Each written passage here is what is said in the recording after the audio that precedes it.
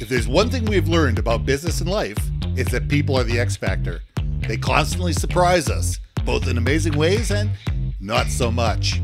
We're Ben and Syya, and welcome to the Gnaw on This Business Bites podcast. This show is all about real-life things we all deal with every day, how they relate to business, and how to make some sense out of our daily chaos. Welcome to the show.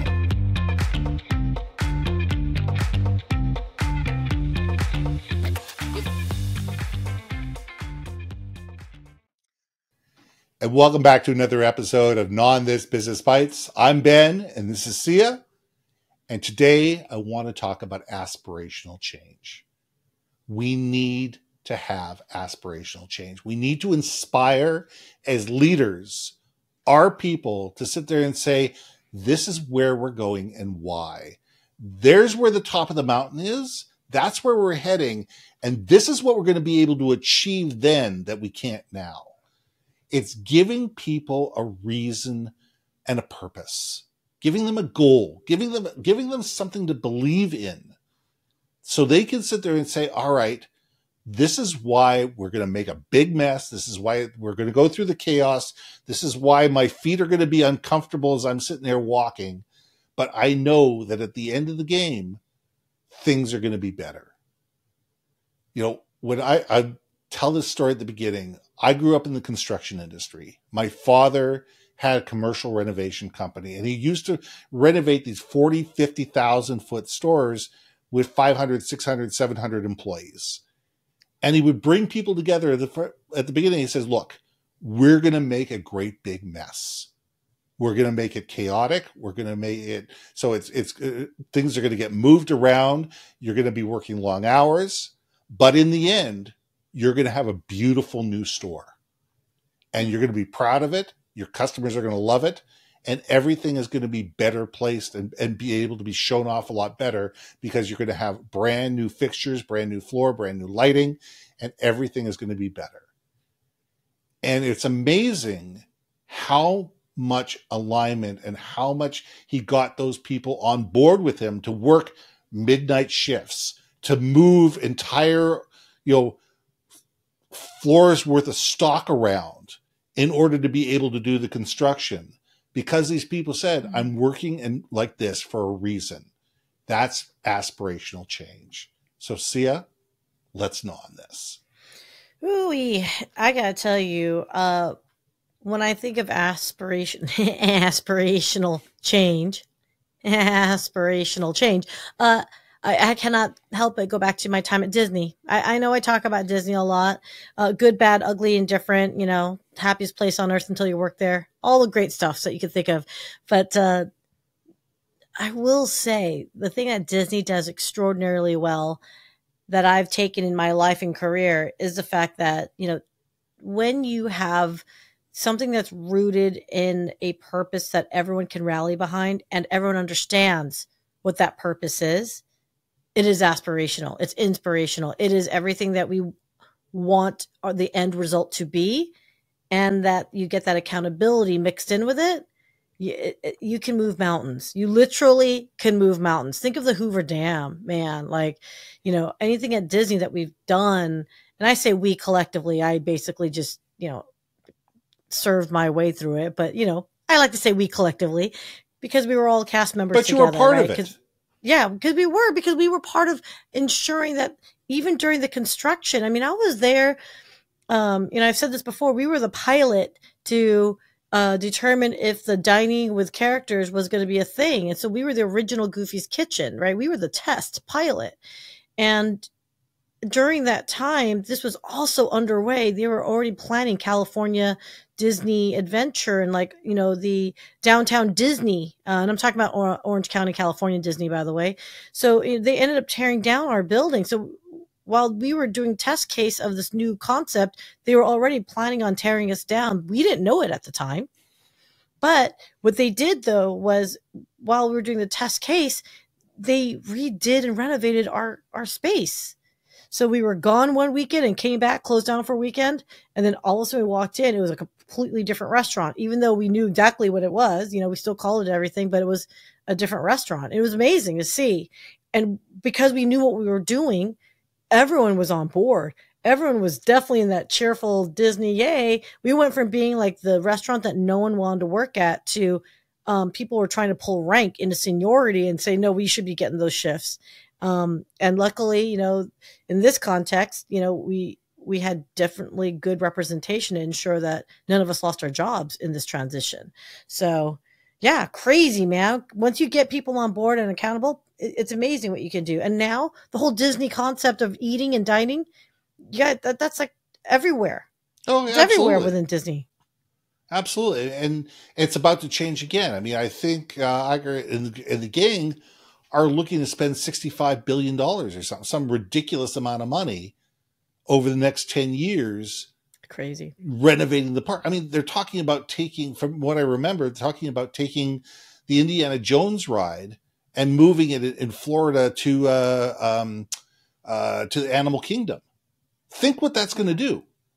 I mean, but if people within Disney are excited about this, if people about Disney understand what the end result is, where we're going, and they have the alignment behind it, they're going to be excited, and that excitement will rub off on the patrons.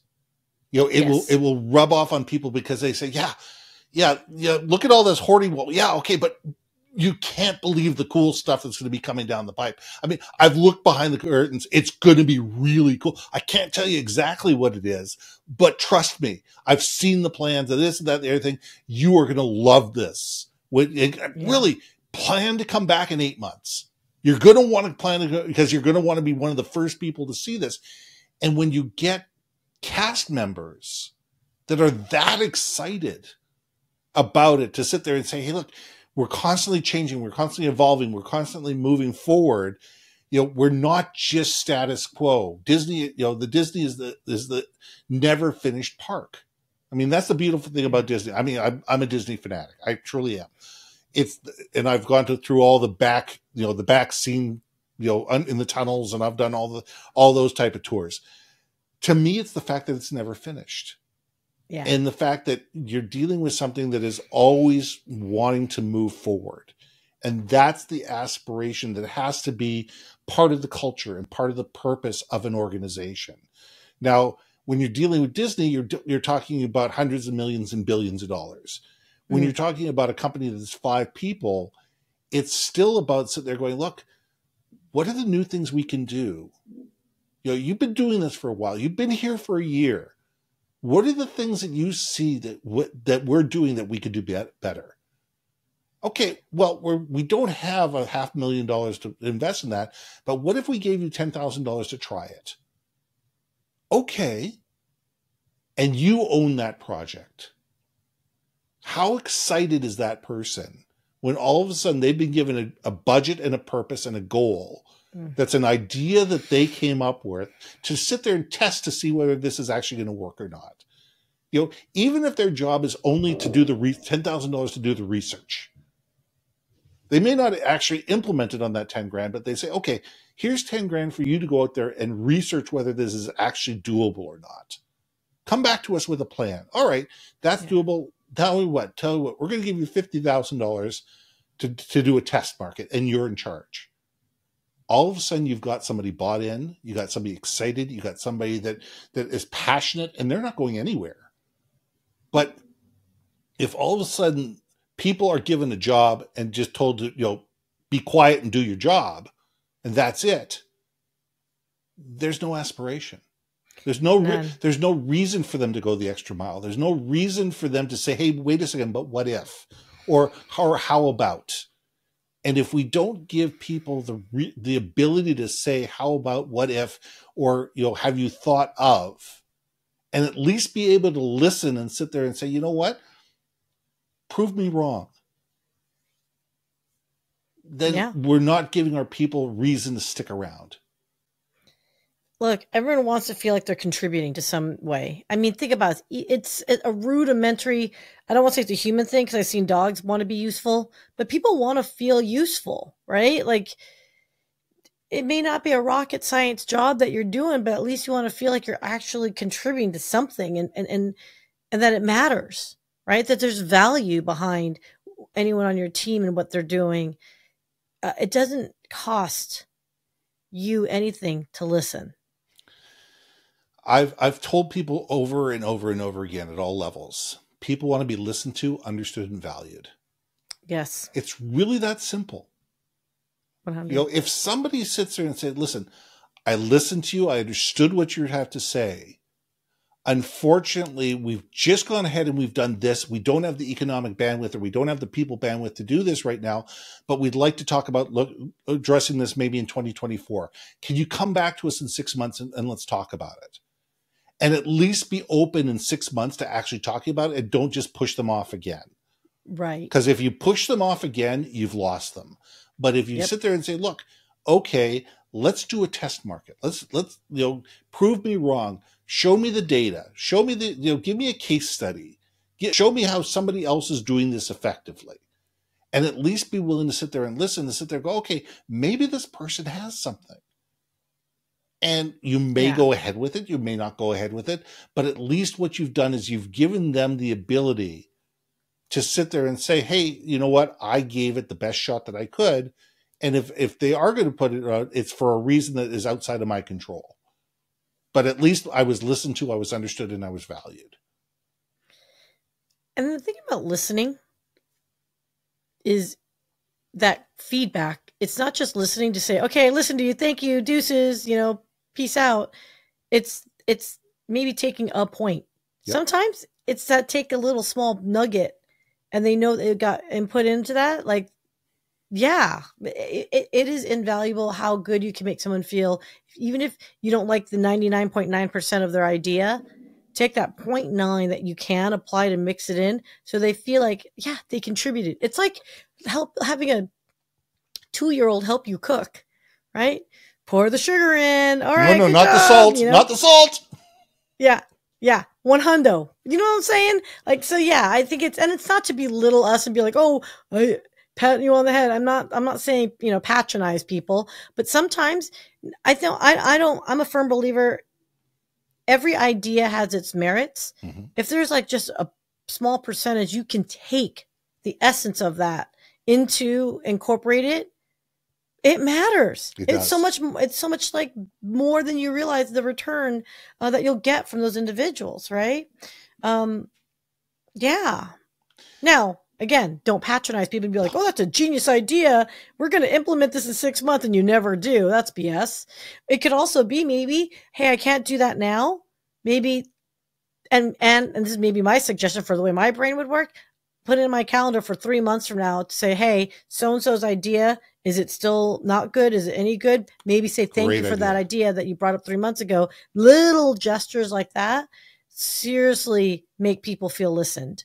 Especially if they're like me, where I throw out ideas and someone says thank you 3 months later. I'm like, for what? But that's just me. I think majority of people would appreciate if their opinion is shared 3 months later. So yeah, I don't know, man. I mean, I look at it and sit there. When I had staff that reported to me on a regular basis, there was one rule. The rule is if you came into my office with a problem, you had to have 2 solutions. And 9 out of 10 times, I would sit there and say, which solution do you think is better? Which solution is going to be better for the company and the person that it's for? Well, this one. Then go ahead and do it. And you're empowering them, and you're giving them the ability to be aspirational, for giving them to sit there and say, what could we do that would be the best thing for not only the company, but also for, the customer, the vendor, whatever it was. If you just sit there and tell people, no, I need you to do that. Here's the problem. Do that. Yeah. You know what? You're not giving any empowerment to these people, and you're not giving them any reason to think bigger and to be bigger and to push themselves. And I think that we need, as leaders, to give people the ability to push themselves and to sit there and say, how can I be better? How can I, take lessons learned and be able to be a better person and a better leader myself because of it?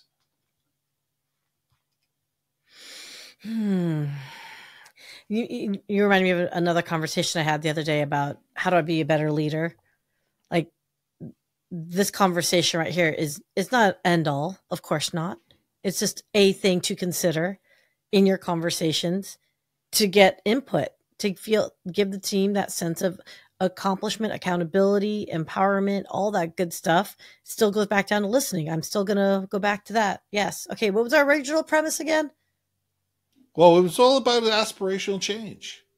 Aspirational change. Yeah.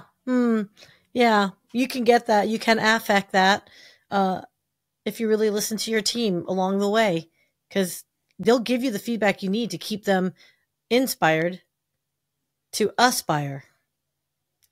And I think that that's a great place to leave it. That was very inspirational.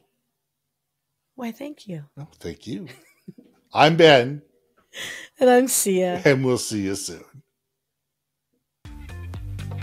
Hey. Thanks for listening to another episode of Not on This, Business Bites. If you liked what you heard, we most humbly ask that you like, share, and hit that subscribe button. And if you want to communicate more effectively within your organization, contact Ben at yourbrandmarketing.com or me at brilliantbeammedia.com. We can help you build your community, brand awareness, and personality through digital content and podcasting. We cannot wait to hear from you. So see you next week for another episode of Not on This, Business Bites.